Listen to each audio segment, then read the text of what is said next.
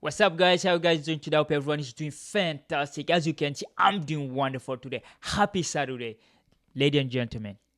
The final is only 3 hours away. It's not even a day anymore because it's 24 hours, right? The Euro final will be between England and Spain. Of course, tonight we're gonna be watching Uruguay against Canada. And we have a lot of things to say about that because both those coaches are complaining a lot. The press conference were crazy. We're gonna just go through some of their statement and we're gonna address it. And of course, some transfer window from Chelsea. Yeah, we have some transfer news. We have them. Like you watch Aladdin, the gem. We have them. We have everything. So at Chelsea, there's a lot of rumor. Of course, Kevin De Bruyne, Julian Alvarez, they are ready to leave in Man City. So we're gonna address all that. So to not waste any time. Anyway, first, hey, welcome back to another video. Welcome to the world of soccer. Of course, if you're not already subscribed, make sure to subscribe, like, and share this with your friend. So, without wasting any time, we're gonna start with Marcelo Bielsa. He's coming. Yesterday in the press conference, he was angry. I don't know, he was mad. He was complaining about a lot of things. I mean, hey, a lot of his complaints are valid. They are valid point. The state of stadium. He condemned the state of the grass because he said there was a game that the grass was implemented or put in place 3 days before the game, and he was seeing like when the players were passing the ball around, the ball was bouncing. So like the ball couldn't connect. Like in Europe or like let's say in Africa, when you pass the ball on the grass, the ball go fluidly. But in United States here, we are used to turf. Like I think all the American football play on turf. I don't think those guys can play on grass because they're gonna destroy the grass every day. So they play in turf. So I think most of these stadium are turf, like a football team stadium or baseball team. So like they use turf to practice to play their game. So like the organization did not take care of the state of the grass, and of course like the refereeing part of the game, like there's a lot of complaint about it. So but the security part, I'm gonna just address what he said. He condemned the state of the grass, the field, inciting bump on the pitch, which it's true. We saw it. Sometimes the ball are not coming to the player that is intended to go to. And of course, he said something about the security, which I'm gonna read the quote. Marcelo Bielsa said this. I know we don't speak Spanish, but we understand a lot of what gesture he's saying. And of course, there's some translator who try to translate from Latin to English, from Spanish to English. Sometimes the word doesn't.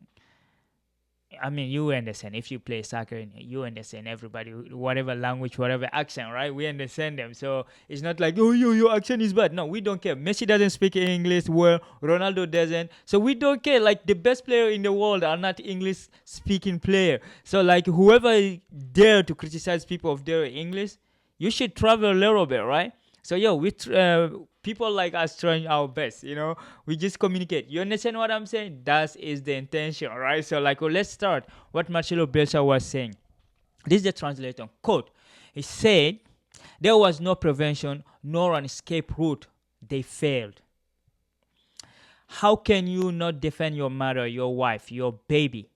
I am afraid of sporting revenge. What sanction are they talking to me about? This is a plague of liar.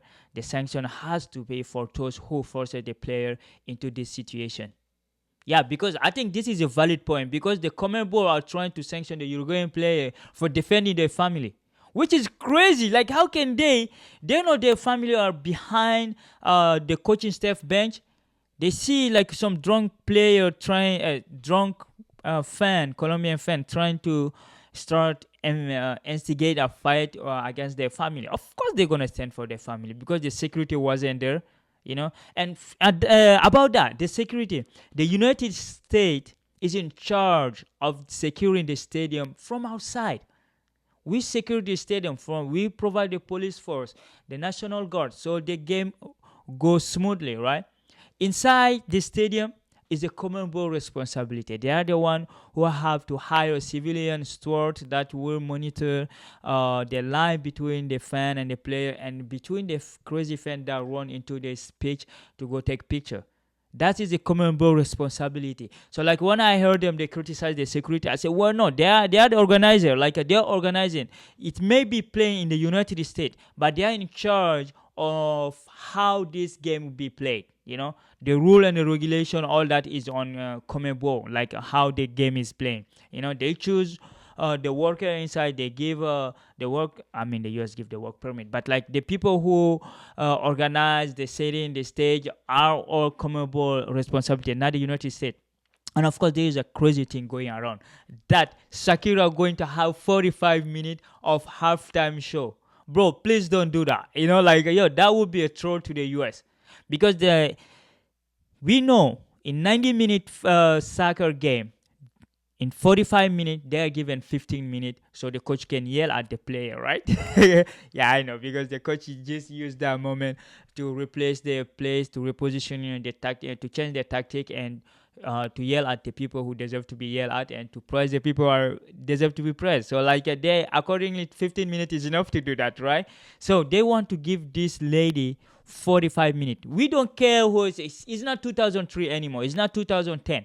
Shakira is a 50 years superstar, and he's a musician. If she wanna do that, or the CONMEBOL wanna do that, make a concert after the game. People gonna enjoy it. Don't cut off our game, right? This is not a concert. This is a soccer game. It's our sport. The musical and the musician, the music industry have their own thing going on. So let us football and soccer fans enjoy this moment. Don't put concert in the middle of our game. We don't want it. I already started seeing on the internet people trolling the US. They say, please don't do this in the 2026 World Cup. Like I say, this is not our fault. It's a CONMEBOL organization. They are the one who taking care of this, not the United States, right? So that was the Uruguayan coach complaining, of course, about the state of grass, and how the ref, he talked even about the penalty that they didn't give for Brazil, and the game against Uruguay. I mean, Uruguay, US, he didn't say anything about that because that's his team, but he was talking about the inconsistency of the refereeing, right? Which brings us to the next coach, like Jesse Marsch. Jesse Marsch say he never saw a tournament that a home team that you are playing your home soil, and the referee there are so many calls against you. It's just mind blowing. Like for him, he did not understand it, right? So for him, it just was no like the game is. He did not say the game is rigged, right? He just was saying, okay, his player received a lot of racial abuse from the fan, South American, North American fan. I don't know like how those country racism, how big, or like how plagued they are in with racism. I never been there, so I don't know. Like maybe there's a lot of racist people who don't like people, but just Jesse said there was a lot of racist slur against his player, but he just made sure that his player he stay on the course of the objective to represent the country, because this is about the country. They are representing Canada. Every people have to represent their country with dignity and respect. So if there are fans who decide to do racial insult toward a player you don't even know, like those guys, most of those guys, if you fight them, you're gonna kick their ass, right? They are fat people drinking alcohol and stuff, sitting there insulting people. They cannot do the running, they can't do anything, they can just yell at you, right? So he addressed that. And then of course there was another occasion in a different interview. He was talking about if he going to come back to US as a US head coach. He said no. He definitely said no, because like I think he had a lot of during his interview for the job before they give it to Greg Bentler, the organization did not respect him. He said, I'm not leaving this job because he's not leaving the Canada job. I have not interest in the US job. And to be fair, unless there is a big shift in the organization, I don't think that I will never have interest in that job in the future. So like for him, The organization, he don't like it. The leadership at the U.S. Soccer Federation is not good. Yeah, they're not good because I don't know how they can be led bullied by a section of the sport, women, especially the women's sport, dictating what's going on in the federation, and of course, hiring coaches that is cannot improve us. Just now we don't have money to hire some coaches because some ridiculous law there. Every country have their law where like the women's section and men's section are separated, and like everyone do what they want, right? But now we have this problem like we have some people who have a friend or friend of friend like up there like making decision for all of us, screwing all of us, like So Jesse Marsh say he's not interested in the US job, not now, not in the future, unless if there is a big switch and big organization. So hey, I mean these two coaches, they're gonna play tonight for third place. So we're gonna see who gonna win, right? Canada or Uruguay. I think Uruguay gonna win it. But anyway, it's a third place. In Africa we call it the the small final, the petit final. It's a little final. So you just go there, you enjoy. I think the player doesn't even care about it, right? They just go there, they play, and then they go home. So hey, that is what's going on in North America. So we're gonna just go a little bit about in Chelsea news because we have some transfer news which are mind blowing. Like we have some transfer information. David Austin on his Twitter, he published this because I don't understand. I'm gonna just read it and then you're gonna judge me later. Okay, Chelsea turned down initial bid for Kepa Arrizabalaga from Al-Itthad. Talk continue with Al-Itthad, plus other club ahead of anticipated prominent exit for the 29 years old goalkeeper this summer following Real Madrid FC loan last season. So this is from David Onstein. He's a credible source, from the Atlantic. I like to read his work, and he's kind of credible. But what I don't understand, what? Okay, we need to know first what is the bid, because this dude, he's in high wages. He's not playing for Chelsea. We have already two goalies which we think are better than him, and you have a bid and you refuse it. The good thing is they keep talking, We don't know how much they give it to. If it's a 3 million, 4 million, maybe you will say, no, yo, Al-Itthad, yeah, you're a Saudi club. Give us more money. We bought this dude £71 million. He's the most expensive goalie transfer. So we need to get a little bit, maybe 10, 5, 8, But he's in high wage and he still have 2 years to go. So if you will have someone, please let him go, right? Let him go. If he's not playing, right, let him go to Al-Itthad. He's 29 years old. He can go make his money. He already won the Champions League with Real Madrid, with Chelsea. He won everything as a club player. So let him go. Go enjoy the desert and the sun, right? And of course, our wage bill gonna decrease because he's in a crazy wage bill. Hey, about that, there is a rumor about Chelsea going after Nico Williams. Guys, forget about that. We cannot afford him. Like Osimhen, Nico Williams, and all those players with high wages, we can, because and of course, and Alvarez, Julian Alvarez, those guys. I mean, Julian Alvarez is in 100K at City, 100K or 150. I think we can just double that, 200 or 180. I think he's gonna accept that because he want to leave. He declined to extend his contract. The talk is suspended at the moment, but he want to leave. He's a great striker, but I know Chelsea cannot afford him because our owner decided to go for 18 years old who would accept peanut to play for 50, 60,000 a week. So that's why I'm saying for Nico Williams, let's just forget it. The dude is already in 200K a week at Atletico Bilbao, and Barcelona want to buy him. Barcelona, Laporta says that they have the capacity and the structures to bring him to Barcelona. The negotiation is going. The boy want to go to Barcelona, and they want to make the same duo like in the national team. Yamal at the left and William on the right side. So we're gonna see. I think Nico Williams will be going there. It's just a rumor because since we missed on Michael Olise, I understand we cannot buy any big player because we are now willing to pay. Osimhen, all those high profile, just forget it. Now Chelsea gonna just be buying small player, 18 years old, or a player who gonna get paid 50,000 a week because that was wage gap.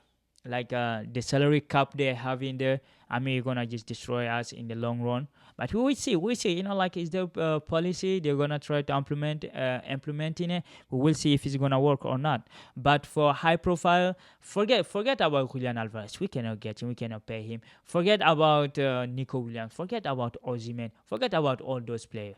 You just see the player we bought. We bought Renato. We bought Guy, and then we bought the defender from Fulham, Aderabio. So like those guys, they're not expensive, and they're like they're within our mean. So right now we're gonna just expand wisely. What I wanna say, even I don't think they're wise at all, because they just sold the women club to the Bluco, which mean there is a financial problem, right? I don't think Chelsea have money. They have been telling us that everything is fine, everything is rosy. I don't believe in that, because they've been having like not not de- they've been having deals that are not presentable to the public, right? It's just crazy. But yeah, we're gonna just follow that, right? We will see what's gonna happen and who gonna come in, because even Evan Anthony, the rumor is signing him to Man United. He want to go to Man United, according to the press, according to the Daily Mails, the Sun. Those guys are not very credible. I think they are just the tabloid. I don't trust them that much. But hey, Ivan Toney to Man United, I think is on. I think Man United can get him. He's a proper striker. I think he's better than Højlund, right? So that will be for Man United. But hey, the biggest one is the troll that's going on between England and, of course, Spain. There is a player who are talking, Daniel Olmo, getting free shot on Harry Kane. He say, I keep Harry Kane's trophy course going in Germany, and I'm not done yet. Yeah, we remember that. The Super Cup, they beat Bayern 3-0. He did a hat trick. So hey, they're playing the final too. So he promised to keep the course going. So Harry Kane, you're not out of the wood yet. So you have to work to change that, right? So of course, there's another crazy news going around. We all remember Hakimi, right? The master move he did on his wife, like putting all the money on his mom name. So when they get divorced, when the girl decides to leave him, she couldn't get anything, because there was no money, right? So there is another superstar going the other way, the other direction, like Vini Junior. Vini Junior is not even his wife, his girlfriend. He was doing an interview. So Vini Junior, he said that, quote, I'm gonna just try to read this. He said, my girlfriend wasn't a footballer, but she learned to play football so we could train together. Every morning when I wake up, she is always with me at the gym, workout, football. When I lose and celebrate, no, she cry. Yeah, she cry with me when I lose, and then she celebrate with me when I win. She's like my coach. Love her so much. So I love her so much. By the way, she run all my money, and I trust her with everything I have. Okay, so hey, Vinny, that's good for you. Hey, Neymar call him ugly. I think money is good, right? Money is good, and he's dating this gorgeous girl. And we know the footballer, the athlete, how women be around them. It's just like, I think most of them, they have to be really careful. Get your mom, your brother, something to take care of your money. Just like Neymar, his dad is taking care of everything. Mbappe, his family taking care of everything. Jude Bellingham is his mom and his father. It's rare to see a footballer that his wife or girlfriend taking care of his thing, except for Mario Icardi, and you just saw that they get separated, right? So I mean, it's his money. He do whatever he want with it. But hey, get married. I mean, I don't know. Today, marriage is like a scam this day. But anyway, hey, that's his choice. Hakimi did the other decision, and he did the Uno verse on Hakimi. So we're gonna just see how those stories gonna go. I hope his girlfriend really love him. They're gonna stay together, because athlete career is 10 to 15 years, unless if you're Ronaldo or Messi. But hey, maybe he's gonna stay in his prime for maybe 10 years, 15 maximum.